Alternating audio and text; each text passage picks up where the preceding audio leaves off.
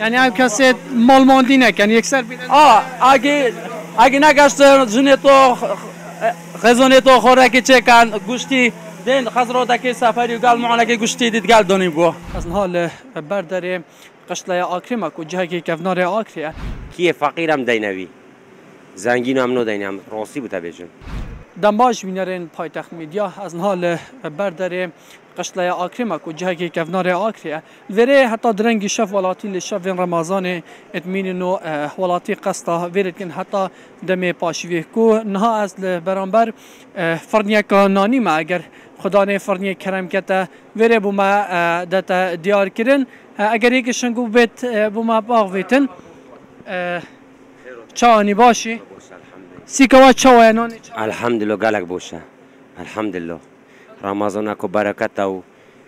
گلک الحمدلله گلک باشه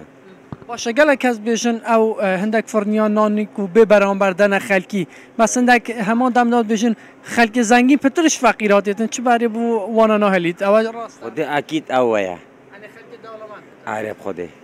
تینه بس هم راستی زونین کیه فقیرم دینوی زنگین هم نو دینم راستی بوده بیشن بله وایه پوشتر برم کامیرمان مدگل من هاری کار بیتن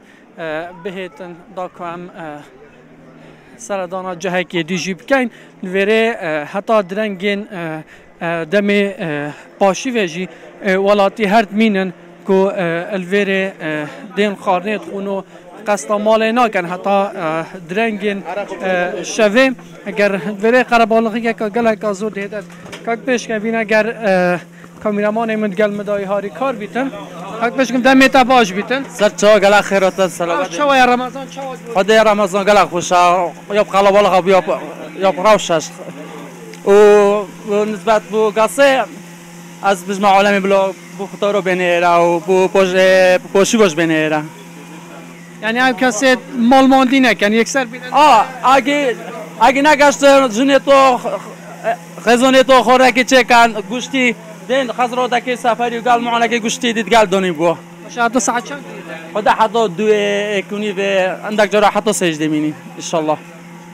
گرین هجا هر وکی دیمن آندا دیار که حتی درنگین شویل برداریا قشله خلک اتمینی تو قصد جهن خوارنید که تو پاشی و خو الویرید بورینن